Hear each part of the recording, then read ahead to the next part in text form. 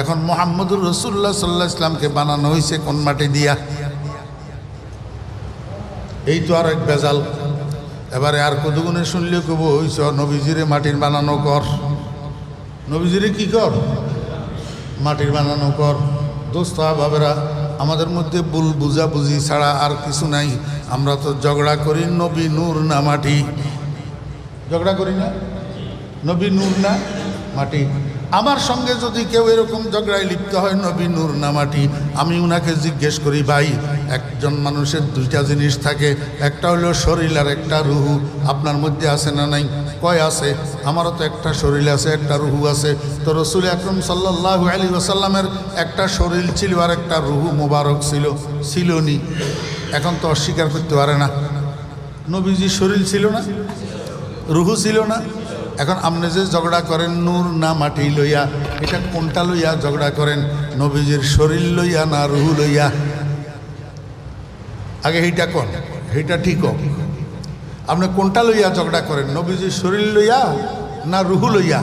যদি বলেন রুহু লইয়া, তাহলে সমস্ত উলামায়ে দেওবন্দ এই কথার মধ্যে একমত যে নবীজির রুহ মোবারক নূর, কোনো সন্দেহ কি কর? নবীজির রুহ মোবারক কি নূর। আমিও তো কই নূর, কিন্তু আপনাকে বুঝতে হবে নবীজির শরীর মোবারকটা কি। নবীজির শরীর মোবারকটা আল্লাহ পাক রব্বুল আলামিন বানাইছেন কোথায়? আম্মা আমেনার গর্ভের ভিতর। নবীজির শরীর মোবারক কোথায় তৈরি হয়েছে? আম্মা আমেনার গর্ভের ভিতর।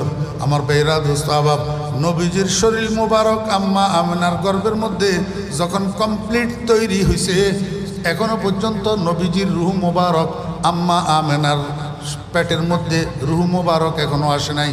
এই সময়ের মধ্যে আল্লাহ পাক জিব্রাইলকে পাঠাইয়া জিব্রাইলের মাধ্যমে নবীজির নাভির সাথে একটা মাটি মিশ্রিত করে দিছে। কি মিশ্রিত করে দিছে? এটা কোন মাটি?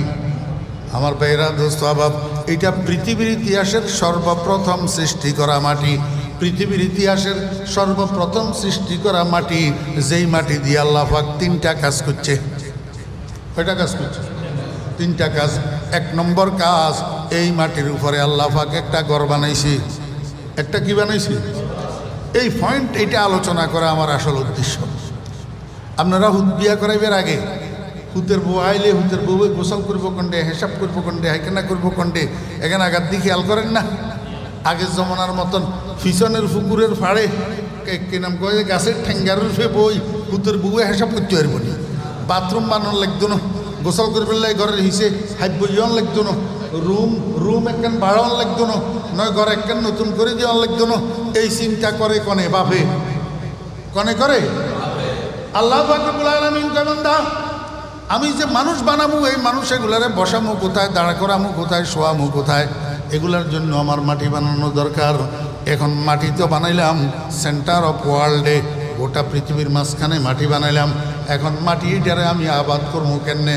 আল্লাহ পাক রব্বুল আলামিন দুই টুকরা মাটি দুই জায়গায় নিয়া এবার কয়, ও মাটির টুকরা দুজন বড় হইতে থাকো। দুজন কি হইতে থাকো? বড় হইতে থাকো। সেই যে আল্লাহ পাকের হুকুমে দুই টুকরা মাটি বড় হইতে হইতে হইতে হইতে এবার একটার সাথে যখন একটা আসি মিলিত হইছে, এইবার কয় দেওয়া এবার চতুর্দিকে সম্প্রসারিত হও, চতুর্দিকে বাড়ো, চতুর্দিকে। এই যে পৃথিবীর ভূমি সম্প্রসারিত হওয়া শুরু হয়েছে আজকে পর্যন্ত, এখনো বাড়তেছে, কিয়ামত পর্যন্ত বাড়ব। এই জন্য বৈজ্ঞানিকেরা নতুন নতুন গ্রহ আবিষ্কার করে। কারণটা কি? এই পৃথিবী কিয়ামত পর্যন্ত বাড়তে আছে। লম্বা কথা আমার বেহরা দোস্ত আহবাব। এখন এই পৃথিবীর ইতিহাসের সর্বপ্রথম যেই টুকরাটা মাটির, এটা তো আল্লাহ পাক রব্বুল আলামিন যেখানে বানাইছে সেখানে স্থির করে দিয়েছে। এবার স্থির করে দেওয়ার পরে যখন চতুর্দিকে মাটি আরও সম্প্রসারিত হয়েছে, ভূমি সম্প্রসারিত হয়েছে, এবার আল্লাহ পাক রব্বুল আলামিন হযরতে জিবরাইল আলাইহিস সালামের কয় যে, ও জিবরাইল, খালি মাটি বানাইলাম মানে ঘর ভিড়ে আনা বানাইলাম, ঘর একখান বানাইলে তো আবাদ হইল না। হ্যাঁ, মাটি বানাইলাম মানে ঘর ভিড়ে আনা বানাইলাম, তো ঘর একখান বানাইলে বাড়িয়ে আবাদ হইব কেনে? একখান কাম করো না। পৃথিবীর ইতিহাসের সর্বপ্রথম যে মাটির টুকরাটা বানাইছি সেইটার উপরে তুমি একটা ঘর বানাও, তো আর সেনাবাহিনীও গলে লই, সেনাবাহিনী মানে ফেরেশতা গলা। জিবরাইল আলাইহিস সালাম তো চিফ অফ স্টাফ, আল্লাহ পাকের নির্বাহী পরিষদের চিফ। উনারে অর্ডার দিয়েছে আল্লাহ, যে তোমার সেনাবাহিনীও গলের লই গড় একখান বানো। তো জিবরাইল আলাইহিস সালামে গড় একখান বানাইছে। গড় ইয়ানের নাম থুইছে খানায় কাবা, জাগার নাম থুইছে বাক্কা। জাগার নাম থুইছে কি? ইন্না আউওয়ালা বাইতিন বুজিআ লিন-নাসি বিবাক্কাতা মুবারাকান ওয়া হুদাল লিন-নাস। প্রথম নাম বাক্কা। কালের আবর্তে এবার বাক্কা নাম এটা আস্তে আস্তে পরিবর্তন হইতে মক্কা হইছে। এটার প্রথম নাম বলল কি? বাক্কা। আল্লাহ পাক রব্বুল আলামিন কয় জিবরাইল তোমার সেনাবাহিনীর গুলো একটা গড় বানো, গড় এটার নাম হবে খানায় কাবা। গড় এটার নাম হবে কি? খানায় কাবা। আমার বেরা দোস্ত আবাব, জিবরাইল আলাইহিস সালাম এই গড়টা তৈরি করছে পৃথিবীকে আবাদ করার জন্য। মাঝখানে হাজার হাজার বছর অতিবাহিত হওয়ার কারণে কালের আবর্তে এই গড় এটা দুলা বালি মাটি পাথরের নিচে চাপা পড়ে গেছে, নিশানো নাই। নিশানো আল্লাহ পাক রব্বুল আলামিন যখন হযরত আদম আলাইহিস সালামকে তৈরি করলেন, আদম আলাইহিস সালামের কাছে জিবরাইলের পাঠাইছে, ও জিবরাইল তুমি যাইয়া আদমের ওই গড় হিটার নিশান মাটির উপরে একটু দেখাই, দাগ দিয়া দাও। আর আদমের কয়, ও আদম জিবরাইল যেই যেই নিশানে যেই যেই দাগে তোমারে দেখাই দিয়ে সেই যেই নিশান অনুযায়ী মাটির উপরে তুমি গড়টারে আবার নতুন করে নির্মাণ করো। এটার নাম খানায় কাবা। এটার নাম কি? খানায় কাবা। আবার আদম আলাইহিস সালাম তৈরি করছে। বুঝি থাকলে বলুন না, খানায় কাবার নির্মাণ আদম আলাইহিস সালামের নির্মাণটা কয় নম্বর? হিসাব করিয়ে কয় নম্বর? 2 নম্বর। 3 নম্বরে হযরত আদম আলাইহিস সালামের পরে আবার হাজার হাজার বছর যখন অতিবাহিত হয়েছে কালের আবর্তে এই পৃথিবীর ইতিহাসের সর্বপ্রথম গড়টা আবার মাটির নিচে চাপা পড়ছে।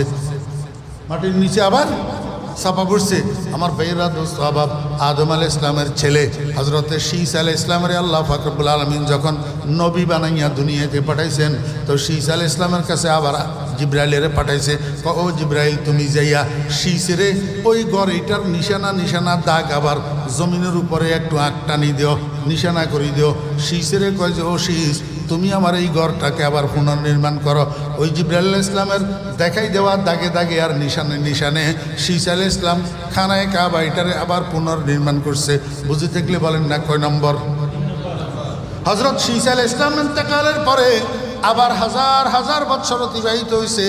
এই খানায় কাবা পৃথিবীর ইতিহাসের সর্বপ্রথম গড়টা আবার মাটির নিচে চাপা পড়ছে। তবে এবারে বেশি নিচে যায় না, বেশি নিচে যায় না। আল্লাহ পাক রব্বুল আলামিন জিবরাইল আলাইহিস সালামের পাঠাইছে ইব্রাহিম আলাইহিস সালামের কাছে, কয় যে তুমি ইব্রাহিমের কাছে যাও, যাইয়া ইব্রাহিমের দাগ দেখাই দিও। ইব্রাহিম আলাইহিস সালামের কাছে, ও ইব্রাহিম তুমি মাটির মধ্যে নেয়ার খনন করো, নিচের দিকে খোদাই করো, খোদাই করতে করতে একটা ঘরের দেওয়াল পাইবা। এতদিন দেওয়াল আসবি, এতদিন দেওয়াল মাটির নিচে চলে গেছে, কদ্দুরা খনন করবো। এখন বেশি নিচে যায় না। এখন জিবরাইল আলাইহিস সালামের কয় যে তুমি নিচের দিকে খনন করি দেওয়াল পাইবা, দেওয়ালের উপরে পাথর দিয়ে আবার দেওয়াল নির্মাণ করি তুমি এই ঘরটারে পুনর্নির্মাণ করো। হযরত ইব্রাহিম আলাইহিস সালাম উনার ছেলে ইসমাইলের হেল্পার হিসাবে লইয়া এই দেওয়ালের উপরে নতুন দেওয়াল পাথর দিয়ে নির্মাণ করি খানায় কাবাটাকে আবার নির্মাণ করছে। জানা থাকলে বলেন তো এবার ইব্রাহিম আলাইহিস সালামের নির্মাণটা কয় নম্বর নির্মাণ? 4 নম্বর নির্মাণ। আমার বেহরা দোস্ত আবাব, হযরতে ইব্রাহিম আলাইহিস সালাম হযরতে ইসমাইল আলাইহিস সালামকে লইয়া খানায় কাবা যখন পুনর্নির্মাণ করলেন, এবার আল্লাহর কাছে দোয়া করলেন, রব্বানা ওয়াবআস ফীহিম রাসূলাম মিনহুম ইয়াতলু আলাইহিম আয়াতিহি ওয়া ইউআল্লিমুহুমুল কিতাবা ওয়াল হিকমা ওয়া ইউযাক্কিহিম। আল্লাহ পাকের কাছে ইব্রাহিম আলাইহিস সালাম দোয়া করলেন, আয় আল্লাহ এই মক্কাবাসী খানায় কাবার চতুর্দিকের যারা অধিবাসী আছে এদের মধ্যে তাদের মধ্য থেকে তুমি একজন রসুল পাঠাও না। ইব্রাহিম আলাইহিস সালামের দোয়া আল্লাহ কবুল করছে। আমার ভাইয়েরা, ইব্রাহিম আলাইহিস সালামের ছেলে ইসমাইল আলাইহিস সালামের বংশ থেকে আল্লাহ পাক একজন রসুল ওইখানে পাঠাইছেন। ওই রসুলের নাম মুহাম্মাদুর রাসূলুল্লাহ সাল্লাল্লাহু আলাইহি ওয়াসাল্লাম। মাঝখানে একটা কথা রয়ে গেছে, এই কথাটা বুঝেন। এই আলোচনার দ্বারা কি বুঝলেন? রাসূলুল্লাহ সাল্লাল্লাহু আলাইহি ওয়াসাল্লামের শরীর মোবারক কি দিয়ে বানাইছে রে বা? কোন মাটি এইটা? পৃথিবীর ইতিহাসের সর্বপ্রথম সৃষ্টি করা মাটি, যেই মাটির উপরে খানায় কাবা নির্মিত, এই মাটির একটা অংশ দিয়ে আল্লাহ পাক সবচেয়ে উৎকৃষ্ট জান্নাত যেটা জান্নাতুল ফেরদাউস, এটা তৈরি করছে এই মাটি দিয়া। কি মাটি দিয়া? তাহলে রসুল আকরাম সাল্লাল্লাহু আলাইহি ওয়াসাল্লামের শরীর মুবারক পৃথিবীর ইতিহাসে সর্বপ্রথম সৃষ্টি করা মাটি। এখন কত হলো, নবীজি জীবদ্দশায় বলছেন যার শরীর যেই মাটির তৈয়ারি সে ওই মাটির মধ্যেই দাফন হবে। এখন নবীজি তৈয়ার হয়েছেন মক্কায়, মক্কার মাটি দিয়া।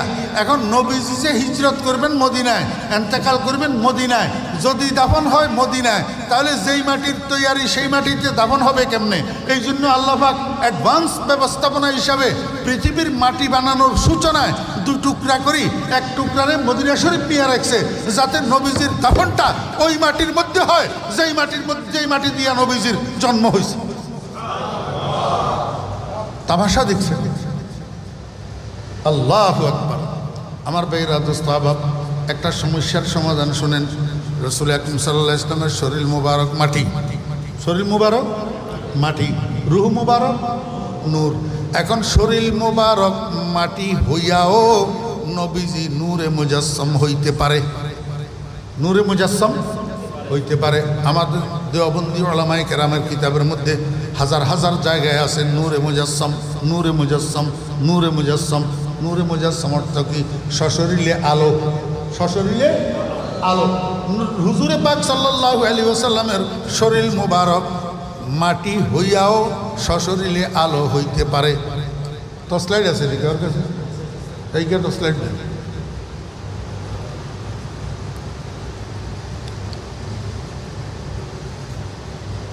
सामने आ रही है कि चलेगा जर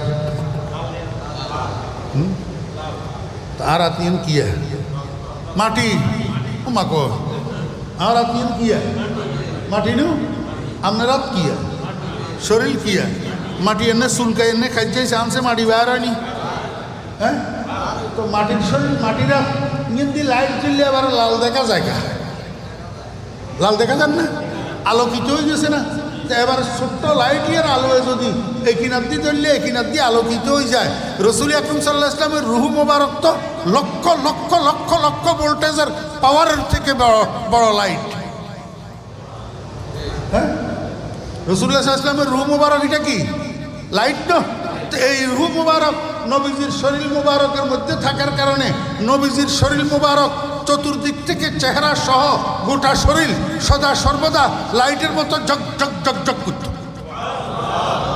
অন্ধকারের মধ্যে হুজুরে পাক সাল্লাল্লাহু আলাইহি ওয়াসাল্লামের চেহারা মুবারকের সামনে বসলে সিলাই কাজ করা যেত, সিলাই কাজ। আম্মা জান আয়েশা সিদ্দিকা রাদিয়াল্লাহু আনহা কয়, আমরা যখন নবী পত্নীগণ অন্ধকারে রাত্রি যাপন করতাম, আমাদের ঘরে আলো জ্বালানোর জন্য তৈলের ব্যবস্থা থাকতো না। এই সময়ের মধ্যে যদি আমাদের সিলাই কাজ করার দরকার হইতো, আমরা সুইচ এবং সুতা নিয়া মুহাম্মদুর রাসূলুল্লাহ সাল্লাল্লাহু আলাইহি ওয়াসাল্লামের চেহারার সামনে চলে যাইতাম।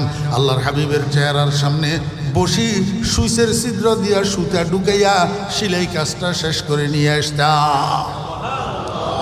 এখন বর্তমান যুগের বিশ্ব সুন্দরী প্রতিযোগিতায় বিজয়িনী যেই বালিকা বিশ্ব সুন্দরী হিসাবে আখ্যায়িত হয়, ইতির মতো ইচ্ছা 1 লাখ বিশ্ব সুন্দরী রে মাঠ একখানের মধ্যে একত্রিত করি, বাতি নিবাই চাই হিতির গো 1 লাখ বিশ্ব সুন্দরীর চেহারার আলো দি বস্তা ছিলেন না হুঁসের ভিতরে সুতা ঢুকাইতে হারেননি,